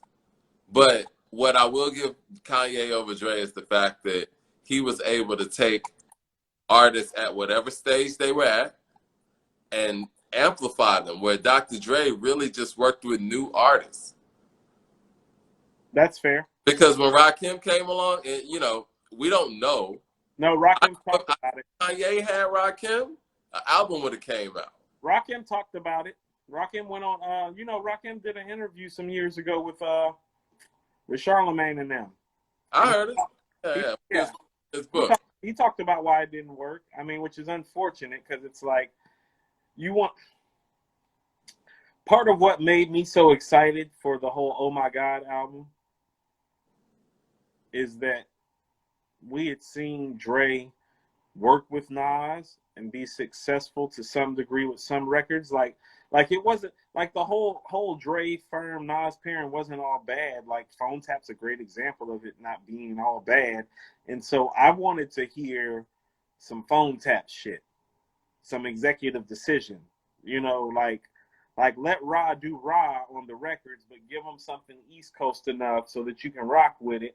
It's like Phone Tap is it's not as good as Nothing But a G thing, but it might be Dre's most important beat to this degree that it's like it's the first time that somebody successfully pulled off the West Coast style with the East Coast influence and made a classic record with it that people could rock to. Okay. There's no record like Phone Tap before Phone Tap. It sounds kind of West, but it sounds kind of East. It's kind of cinematic. It's a little bit of everything. It's pretty. It's when Dre was going through that transition, that been there, done that transition where things were kind of, I guess, Mad Max apocalyptic type sound. Yeah. And How about this, Mike? I mean, name a better back and forth than Phone Tap. I'm sure I could. Name it. it, Like, it, like, it, like. No. Like, here's what I'm saying. When I say name it, think about it. Phone Tap was an actual single, Mike. That's how hard the beat is. Think about this. That beat is so great that Faith and Carl Thomas took it and made it an R&B record later on. I always loved that beat, man. Great beat. Yeah, that was a special record. That's what I'm saying. I was expecting more of that from Rakim and Dr. Dre. I wasn't expecting no gangster rap album. I wasn't expecting no East Coast album. I was expecting that East meets West influence, and I was hoping that the time working with the firm and Nas, he would have perfected that, because it's just like when he had made Straight Outta Compton, it's like, how about this? Dr. Dre's not the star of Straight Outta Compton. It's Ice Cube. Yeah. But Dr. Dre's the star on Niggas for Life. Like, he stepped up the beat game in that year and a half period. That 2-year period. Not anymore. It's an epic jump. It's an epic jump in beat making, Mike. One of the best jumps ever. No, Mike, it's the best jump ever. He went from a good producer to like one of the best producers in the game, like with one album. Mm-hmm. And I think another really big jump, and I'm obviously biased with this, I think that Tribe's jump from the first album to the Low End Theory was a big jump in production. It changed that whole group sound. No, Mike, you're not being biased. That might be the second best jump ever. I told you, I'm not a big fan of People Instinctive's Travels, but I believe that the Low End Theory is one of the greatest rap records ever made. It is. A friend of mine who is a DJ, we had a conversation on my thread where I told him that part of our responsibility as a culture is to get people to understand, because of how the vision gets skewed. And I know this seems funny because I'm bigging up Griselda on this show and we're about to get the will in a minute, but the Low End Theory is just as good as Doggy Style, and motherfuckers don't know. They should know. That's our job. That's our job officially now. Now, I think the biggest jump, since we're talking production-wise, I think is going to be Yo Bum Rush the Show to It Takes a Nation of Millions to Hold Us Back. Okay, so I think Yo Bum Rush the Show is pretty dope, though, production-wise. Yeah. I think, how about this? They did what Griselda did when It Takes a Nations came out. Like, they just doubled down on what went well on the first one. They amped it up, because I remember. That's what I mean when I say double down. When I say double down, I mean amp it up. Same thing. Yeah, they just leveled it up, Mike. That's what I'm saying. That's what Griselda's been doing. They're like, nah, we ain't doing none of that. That worked. We're gonna keep on doing it. We're gonna get better at it. Yeah. But Niggas for Life is a big ass production jump. I would say those are probably the 3 biggest production jumps from album 1 to album 2. But what I will say about the Low End Theory, I think that the production change actually, it turned Tribe into a group. where on the first album they were a solo act, and the sound was all over the place. They really didn't have a sound, to That's be why. honest. You know, and no disrespect to anybody, it more was like a De La Soul sound. Like it was kind of piggybacking off of what De La did on 3 Feet High and Rising. But And not as well, not near as well. oh, But that's why I don't enjoy that album as much. yeah. Stylistic, like it feels all over the place to me. Like it feels like they recorded it like almost like at 3 separate intervals throughout the year, and it also feels like they were trying to be like De La, but weren't as good as De La yet. And El Segundo over here. Then you have Bonita over here. Then you got Can I Kick It over here. You got, you know, a whole bunch. they're finding their way. It's their instinctive travels. Yeah. Yeah, but the Low End Theory is like we here. how Yeah. about this? It's the first classic hip hop album that has what I would say a groovy feeling to it. No other classic hip hop record before it feels like groovy. It's like, how about this? Where it's like, how about this, Mike? Like the Low End Theory is the type of album that like today, and I mean, I'm not saying you or me, I'm just saying like aesthetically speaking, you could like sit down with your mom right now and roll up a joint and listen to the Low End Theory and y'all could vibe right now. Yeah. I listen to the Low End Theory with my parents. I've done that often. See? Yes, See? Footprints was my shit. And, you know, listen, People Distinctive is actually my personal favorite Tribe album. But I understand why. I think Low End Theory is the best. I personally like People's Instinctive because it's wild, crazy, and weird. But, and you know what? Another jump, De La Soul is dead. Like, even though 3 Feet High and Rising was good, great. But De La Soul is dead, man. Prince Paul just stepped it all the way up. Jeez. That would possibly fall in my top 10. I don't know if I would put it Right. others that we mentioned. What about the score? What did you think about the score's production? Or was that just more about just dope song making and songwriting? I mean, here's what I'm saying. You're saying dope song making. It's like they took a lot of shit and made that album. They did. Okay. So it's like Wyclef's a pretty dope musician, and you hear his musicianship on the album, but you also hear the sampling as much as well. So Yeah. I would put that in the same category. Yeah. All right. So let's talk about this. You think Will Smith is getting shitted on and being underappreciated in hip hop culture? Yes. Recently got on the Joyner Lucas remix for his song Will. Yeah. And Will Smith, aka the Fresh Prince, is spitting. And people are acting like they're surprised. And you feel like people shouldn't be surprised. I mean, first of all, I want to say I've been listening to the Fresh Prince, aka Will Smith, since I was a kid. He's always been dope. He was dope in the 80s, 90s. He was dope in the early 2000s, and apparently he's still dope now. Like,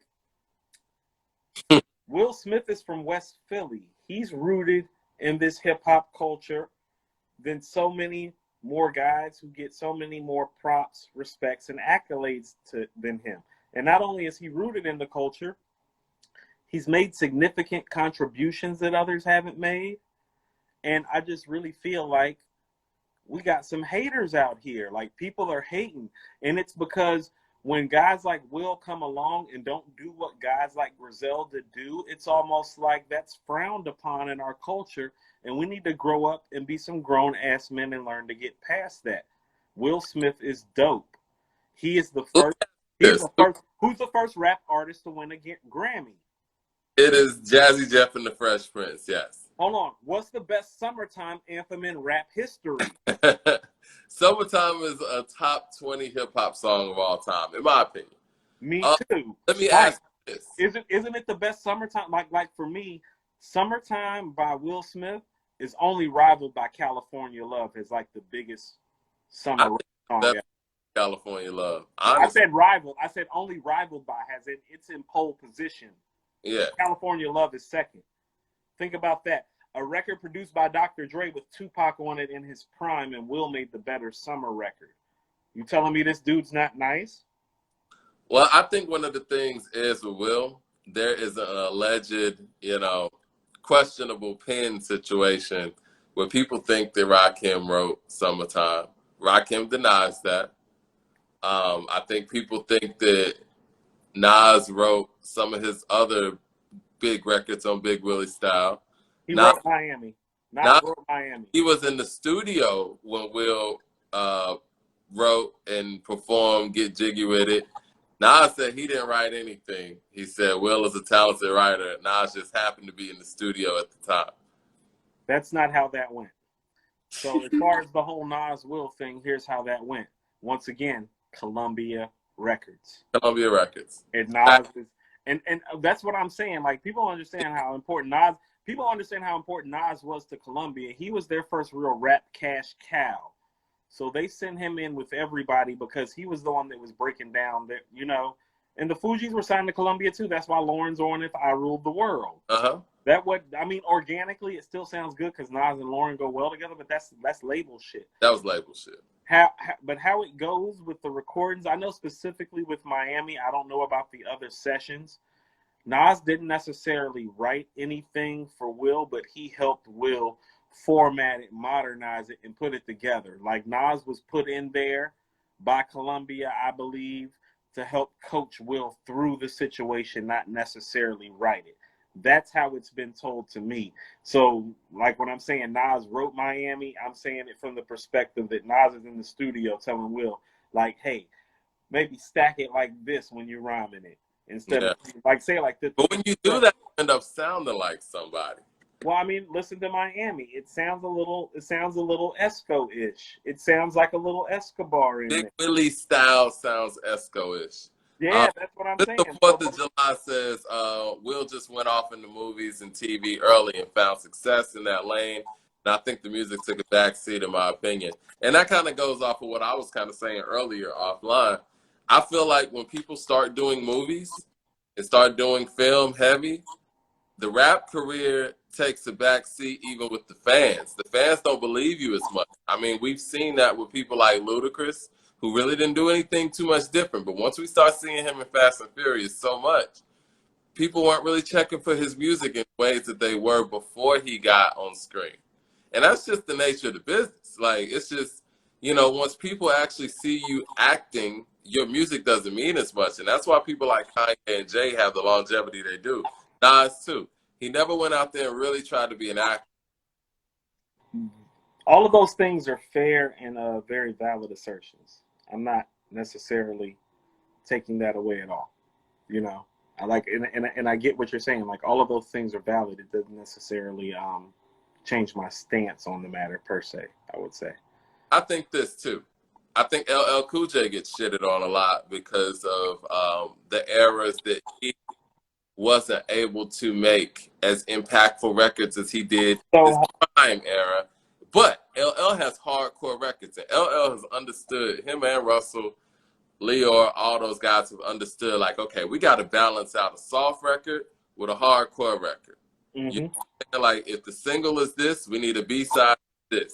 Now, has Will ever really gotten on a hardcore hip-hop song and really spit that shit? And I know it doesn't sound fair that that is part of the criteria, but it is. No, it's not. Hold on. There's a difference. The criteria is to keep it real. So we need to understand what keeping it real is. Oh, I ain't saying you got to get on the record. No. Hold on. What about? I'm not going there with it. I want you to understand what I'm about to say. Go ahead. It involves keeping it real and being authentic with who you really are, and that's why Will Smith deserves his respects and props, is because he never did what you said.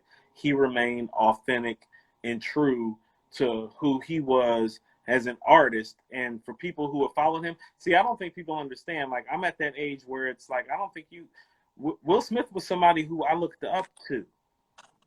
Right. When I watched him doing the things that he was doing, and at a time transitioning from rap to TV and getting down with Quincy Jones, he's important. Guys weren't making moves with Quincy Jones who were rapping in the early 90s. I don't care how affable he was to people. That move wasn't happening. Rap guys weren't winning Grammys. He was. He made Summertime at the peak of the Fresh Prince's, like, Nielsen viewership, like Powers, if memory serves. But see, So, is. So hold on. And if you know his story, he's told this story about how when he started rhyming, he had started writing rhymes and talking real greasy, like the guys in West Philly have been notoriously known to talk and be. And Mm-hmm. his grandmother found his book of rhymes and left him a note letting him know, you have talent and you have gifts, and I'm just paraphrasing, but you don't have to curse to get your gifts and your point across. And that's why he doesn't approach things that way. That's something that his grandmother implemented into him. So you're not telling me some rap nigga's supposed to take that from him. That This, makes it all this, the more viable. Rakim's the only other guy to do that. Rakim's the only other guy I know that makes dope records that comes out of rap and doesn't curse. what made Will more viable commercially and more acceptable to the Quincy Jones crowd is the same thing that gets him overlooked by a lot of the hip hop populace. That lack of an edge where it comes, where as it pertains to hip hop culture, is more valuable as more of a safer pick from another world. You know what I'm saying? And the fact that he lacks that edge that hip hop almost has a necessity for, rock and roll too. Like, you know what I'm saying? Like, you can't be a rock star without an edge. And you can't be a hip hop elite without an edge. I think Drake's the only person doing that. And some people might think Drake has an edge, but this is a whole different era. In the era that Will came up in, if you didn't have an edge, like an Ice Cube, and shit, Queen Latifah had an edge. UNITY is an edgy record. And Will just doesn't have that. And that's why people don't look at him in that way. Now, I think everyone appreciates his honesty. He's real. That's what I mean. He's real and authentic to himself. Isn't that what it's supposed to be about? You're supposed to bring people into your world, not create a fantasy world. You're supposed to keep it real. Yeah. He's keeping it real.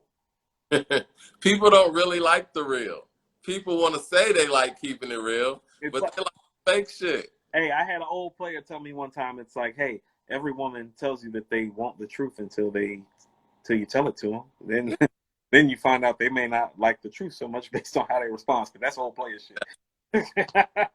Everybody says they want you to keep it real, but at the end of the day, people want these fantasies. That do people really believe that such and such rapper who is on a rap contract is selling all these drugs and moving all this weight, moving boats, and then saying it on record? Do people really believe that? I mean, I don't, because They like to hear it though. that's what made Reasonable Doubt such a seminal record, Mike. Like when Reasonable Doubt came out, I felt like man, like we need to really enjoy this brilliant record he just made, because this motherfucker's about to go to jail in the next year. He's about to get indicted. He's in jail. He's getting indicted. Say it with indictment. Did not happen at all.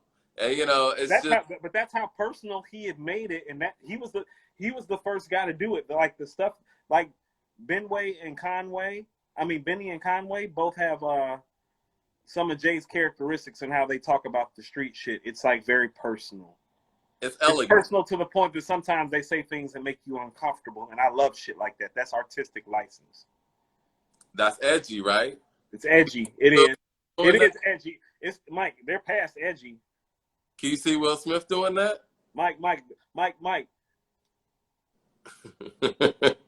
what I'm saying. Hold on, Mike. The shit that Griselda is kicking, if you really want to talk about their history, they're more legitimate than almost all these other guys that I've heard, except for maybe the Clips.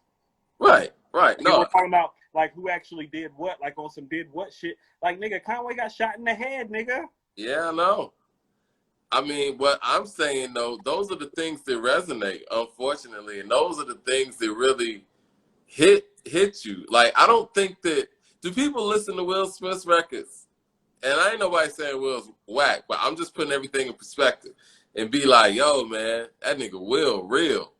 He don't have to be Ice Cube. I just think because of the money, the success, Jada, the blockbuster movie roles, that sometimes his just due isn't given because of those things, and he deserves his just due. I'm not saying he should even be viewed MC wise.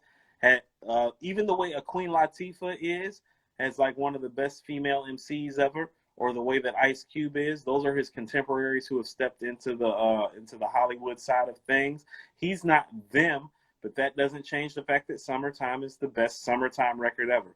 It doesn't change the fact that he's the DJ and I'm the rapper is the first rap album to win the Grammy. Skill wise, where would you say he is? Hold on. Special like? I'm glad that you said this. So I want to do like a little just like quick history lesson on hip hop for people who may not understand this. Hip hop was something that was built out of urban angst for us to express our problems with each other.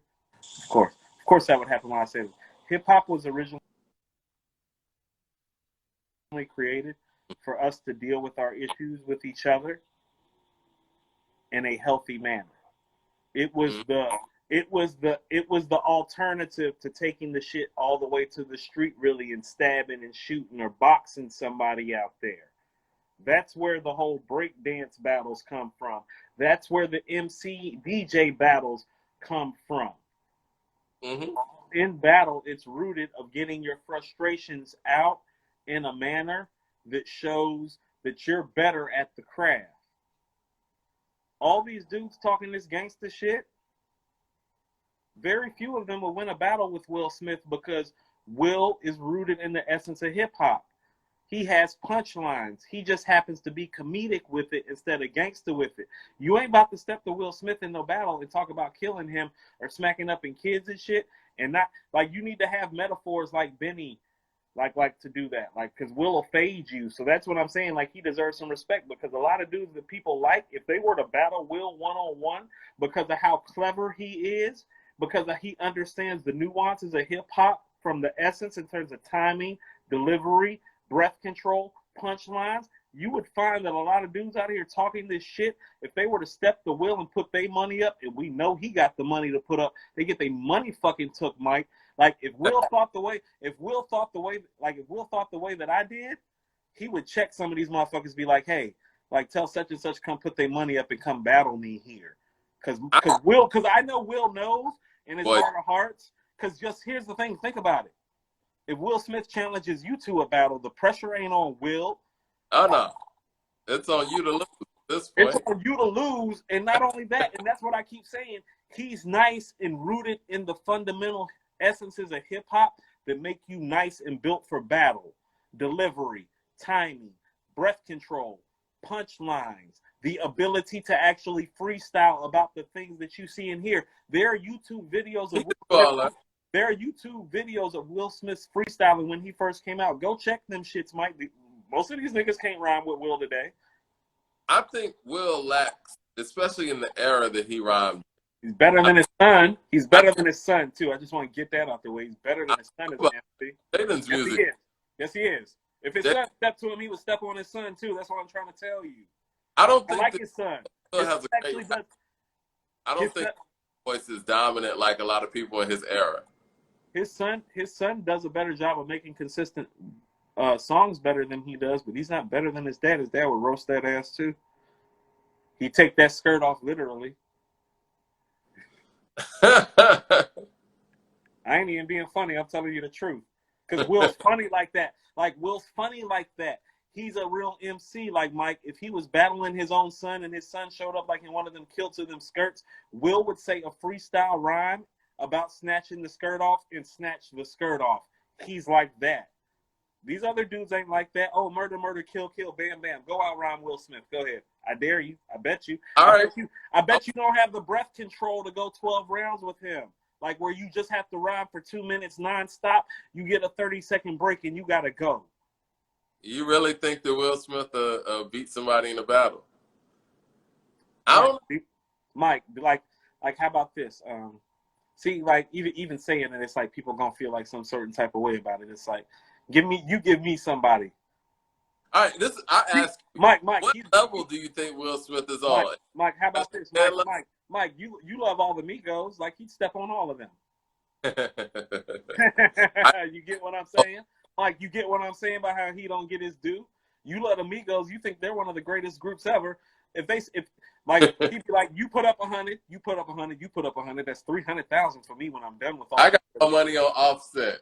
No, you don't. No, you don't. Mike, if you got money, Mike, if you got money on Offset, I'll match you, and like I'll give you the point spread or whatever the line would be. It's gonna be a pleasure taking your money while we'll take Offset money. I don't know, man.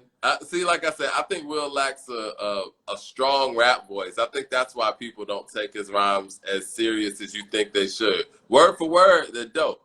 But I think that it's a convincing thing, right? Like with rappers, it's kind of like even when Puff has a ghostwriter and he's delivering, or when Dr. Dre's delivering, they're delivering with a voice that doesn't sound as intense as an actual writer. And I'm not saying that Will doesn't write his stuff, but if you listen to an LL Cool J and you listen to a Will Smith, there's a stark difference. I think Special Ed's nicer than Will Smith. He is. Special Ed could have been one of the greats, though. I'm not saying Will is that. I'm saying his contribution is going unnoted. It's just like we talked about offline when Jay says that line, ghetto nigga putting up Will Smith numbers. It's like, you're from Brooklyn. He's from West Philly. He's from the hood, too. That was 98 on DMX's Blackout album on Flesh of My Flesh, Blood of My Blood. Well, that was late 97, right? Mm-hmm. He's talking about Will like that in 97. And it's like, nah, Will from West Philly. Like, it's hood over there. That's how he got in. Like Jay was talking about him like that. So it's just been a kind of like disrespectful thing from jump. Ghetto nigga putting up Will Smith numbers. Will's from West Philly. How does the Fresh Prince of Bel-Air start off? On West Philadelphia, born and raised. On the playgrounds is where I spent most of my days. Oh, you mean like most dudes coming up in the projects? I'm going to throw you another name. Because Will Smith is from there. Hello? I'm going to throw you another name. Is he Dana Dane level? Like, where are we at? Oh, you know what? You brought up Shan earlier, Mike. Like, do you think Shan's better than Will? MC Shan? Yeah, do you think Shan's better than Will? No. Neither do I. Shan get way more props as an MC than Will does, though, now doesn't he? I kind of want to talk about somebody who kind of... Heavy D gets more props as an MC. Heavy D or Will? I think Heavy D's a better rapper than Will. Same. I think Heavy D's a better rapper. I'll give you that because of the catalog, but comparable. But I think Heavy D gets those props because of the records that he put out. And he at one point, he got on some hardcore shit. Everybody had It didn't work. It wasn't his thing. Huh? It didn't work. It wasn't his thing. It didn't really work. Kind of like Kane. It didn't really work like that, but he tried. We never heard Will even attempt to do that because he never had to. He was on the Fresh Prince of Bel-Air. That's not his fault that he, stepped into one of the greatest black sitcoms that ever has been created to this day. It's not his fault. That's why I'm talking about people hating on it. It's like, oh, well, Will don't have to go in and make records. That's not his fault. He was given an opportunity as a black man in a field where those type of opportunities weren't being really offered, and he turned it into a historic career. He did. In the midst of him turning it into a historic career, he just so happened to make the biggest summertime smash ever after being the first guy to ever win a Grammy for Best Rap Album. That sounds like something that needs to be respected. Now, what did MC Shan and Heavy D do again? They made music. And I think that Will's contribution is more towards people who cross over from music to film or television or whatever. But just the music in itself, that's kind of what blocks him from getting the props that he gets. Even Joyner Lucas's song, I feel like Will is based on Will as an actor, not as an MC, honestly. That's how Joyner Lucas grew up on Will. I understand that. I know Will the rapper. But I'm telling you, Will the actor gets in the way from Will the rapper getting accolades that you think he should get. He's a better rapper than he is actor. I disagree with that. You can disagree with that all you'd like. I think hold on. Name his seminal acting performance, because we've talked multiple times about his seminal rap song. Bad Boy, his performance in Bad Boy and Independence Day and Hitch are better than any album he's ever put out. No, it did more numbers and made him more money. None of those movies gives you the feeling that summertime feels when June rolls around, it gets hot, and you put that shit on in your car that you spent all day waxing that he was talking about. No, it's not. Not true. And none of those movies you're talking about have held up the way that song has. And that song came out before those. Okay. Think about that. Summertime is more culturally significant than any movie he's ever made. He's a better rapper. Significant than Fresh Prince of Bel-Air, though? No. Okay. And that's an acting performance. So hold on. Mike, is he the best actor on that show? No. Is he the second best actor on that show? Not at all. Is he the third best actor on that show?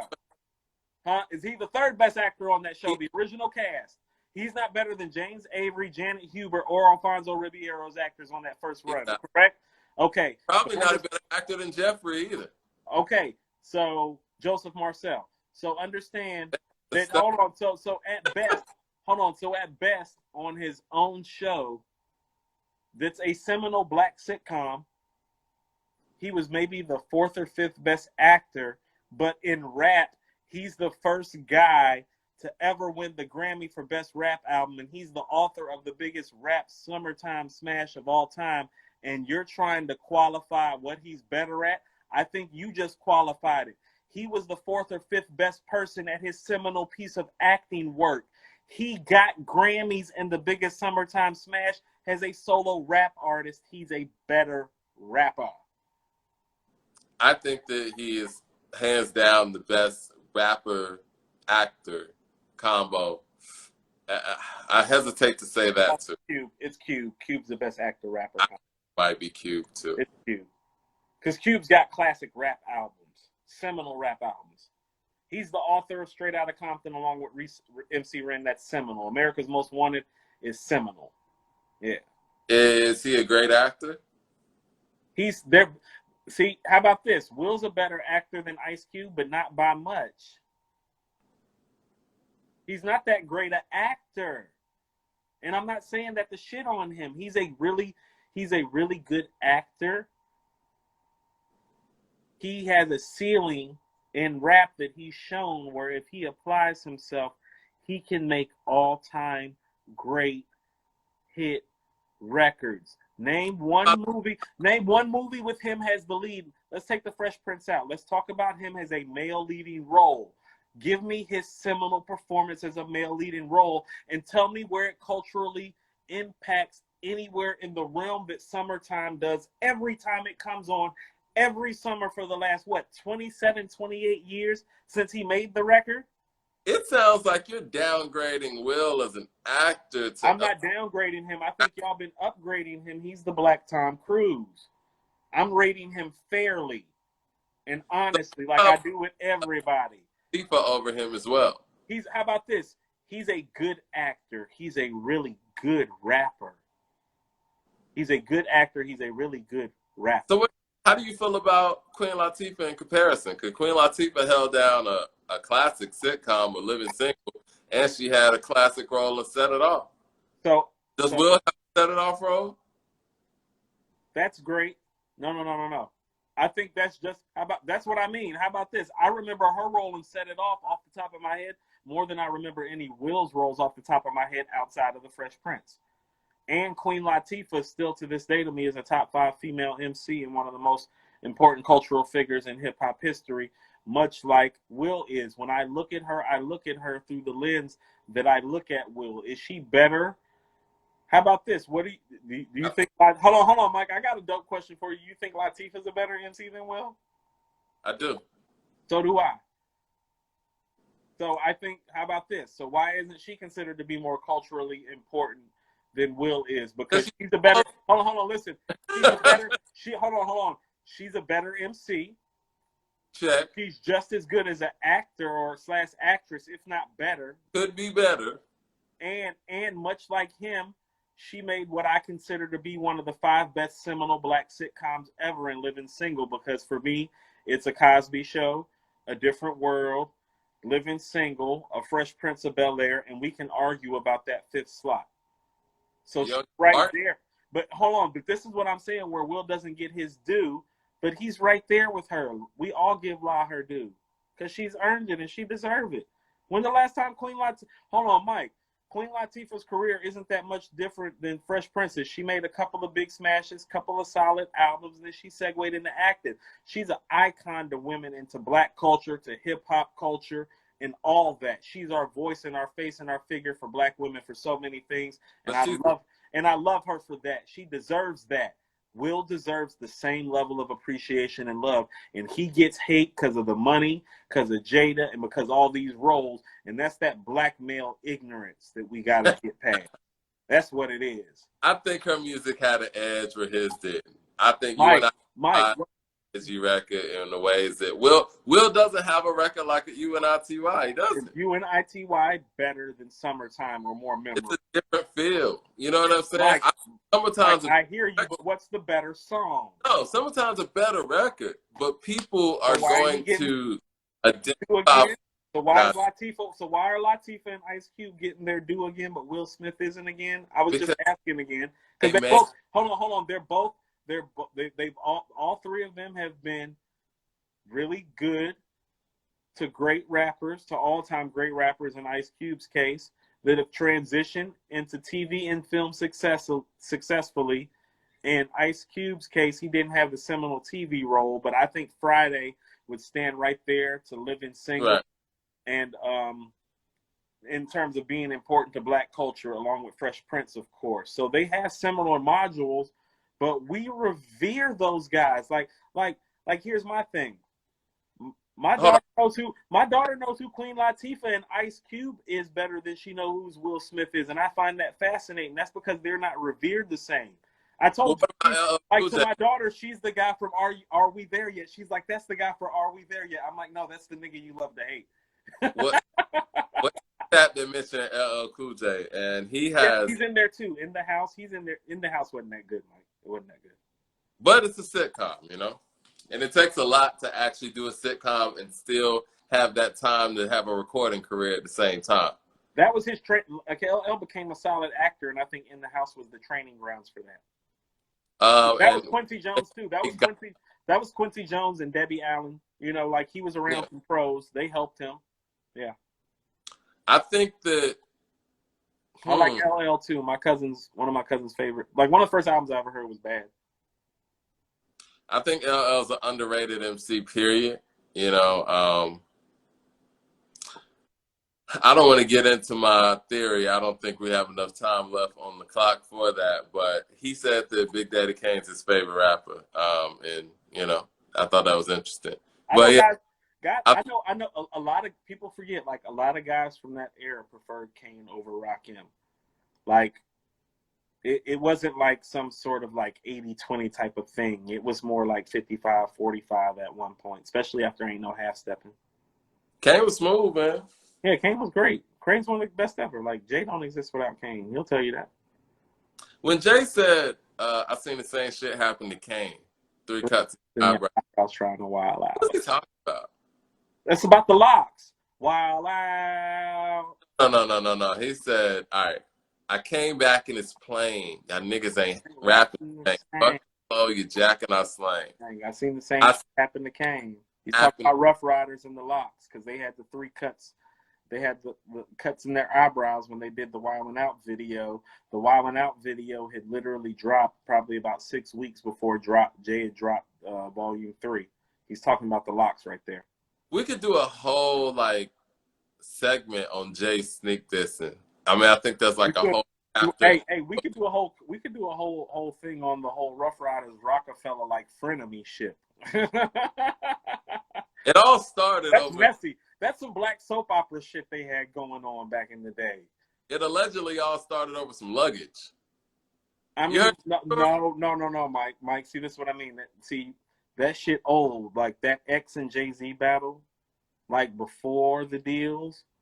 Like that shit was so serious, niggas was about to draw the heat out. Like that's not like some sort of like that's not one of those stories that's some sort of urban legend. Like nah, it was really like that. Their cruise was like that, and them niggas was talking greasy to each other to the point that it was it was about to go down. It was like, hold on, because and it wasn't Jay or DMX that was that way. It was they Cruz that was like, I don't like how he's talking about my man right now. Fuck this rap shit. That's how street it was. It was the Locks though, and their issue on Reservoir Dogs and how that was recorded. They were coming back in town. You heard that story, right? Vaguely. It's been a minute. I feel like I've heard it before. They were coming from the airport, and Jay and them was like, come to the studio right now. And they was like, nah, man, we got our luggage with us type shit. And they wanted to go home and put their luggage down. And Jay was on some, either come to the studio now, or this song's not getting done. And in their mind, it was like, well, in their mind, Styles and us like, if we said the same thing, this nigga would go home and put his luggage down type shit. And that hold on. He wouldn't even call them and let them know that he was making that move. He would have called them after he put the luggage down. Like, hey, I just put my luggage up. I'm on the way to the yo. I think that's just such a funny way to start a whole rivalry. So in Styles' verse, I forgot exactly what he said, but he said something that pertained to that because he was mad about that. I'm going to listen. I remember him saying, and Jay pulled him to the side like, yo, I know that's about me, huh? I remember him saying something on that verse about like shooting backwards just for practice or something like that. Like I remember. Yeah, it was something that, and Jay being the subliminal